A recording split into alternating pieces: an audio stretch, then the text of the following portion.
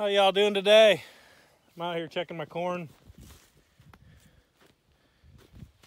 This is Real World's Nutri-Crave corn. 4th of July today, head high by 4th of July. It's coming in really nicely. Got a pre-emergent down. It's fighting off the weeds. There's not a lot of weeds out here.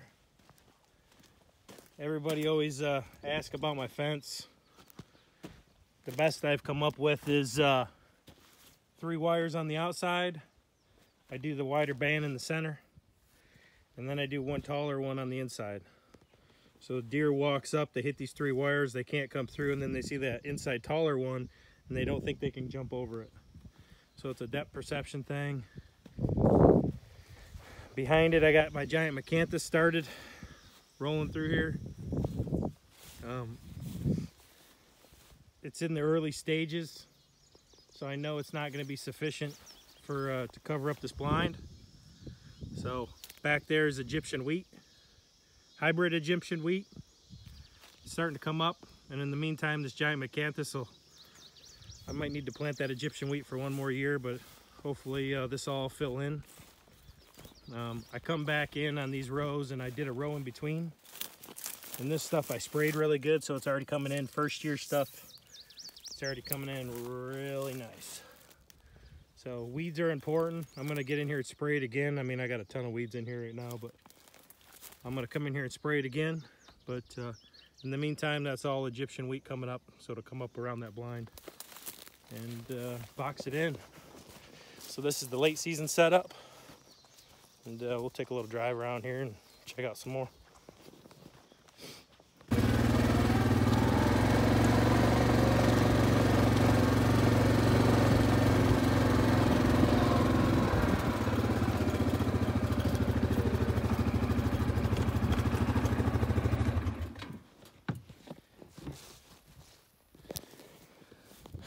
So these are the side hills, and they're kind of steep, and so I took the top of the ridge and I turned it into my corn and bean plot up top, and I fenced it in. But these side hills are kind of steep, and I didn't want to be working the dirt every year, so I broke it up. It's important to me to have year-round food. Every part of the year they need something a little different, so I like a variety. Variety's huge to me, and I want to have all the bases covered so my deer don't need to go anywhere else. So I got my corn, I got my clover plot. I even broke the clover up, and this is alfalfa, because too many guys want to have too many fields that are too big. I mean, that clover right there is maybe 3/4 of an acre. Probably the same as this alfalfa field. But I mean, it takes a lot of deer to keep up with that. I mean, 3-4 acre fields. I mean, I save that for my late season food and gun season. But these green plots, they can't keep up with what's there, so I don't go overkill with too big. And then that end will be green plots. I've already got it sprayed, I've already got it mowed, but I'll work it up, and I'm going to work my way around. I'm going to show you this little funnel I've built. So I broke one field up into 3 different spots right here, and then the corn, so there's 4 different food sources in one field. And that's important to me.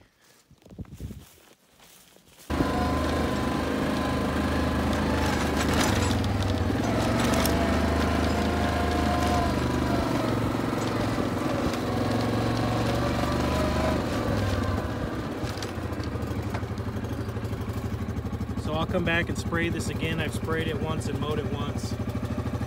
But at the back of this fence, I got this fence going up in here, and then there's the timber line, and this is Egyptian wheat. Again, giant Machanthus coming up, but Egyptian wheat for now until the giant Machanthus gets full grown. But there's this tunnel in between here, in between the corn, and then in between the timber, this tunnel right here. And then we got some fruit trees coming up. But this tunnel for me is super important. This will be planted in a fall green plot through here.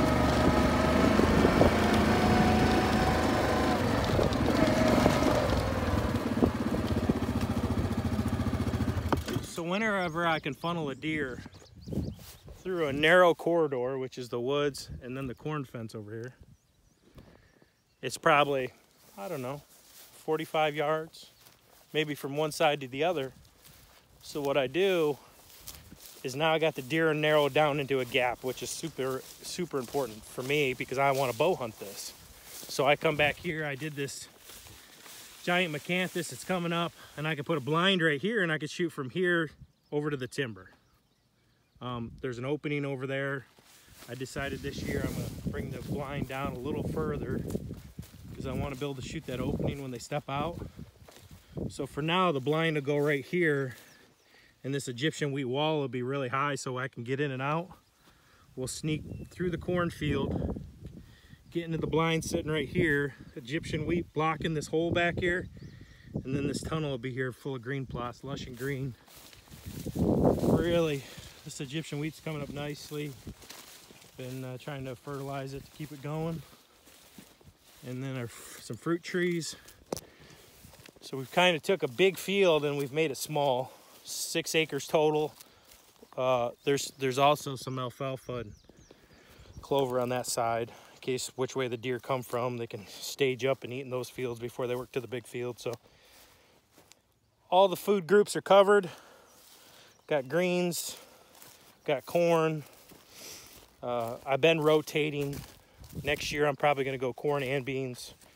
So I got all the bases covered at that point. But it's important for me to have a variety. I don't want my deer leaving.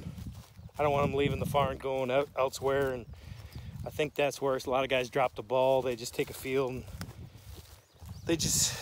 they maybe put one food source in and they're not fencing.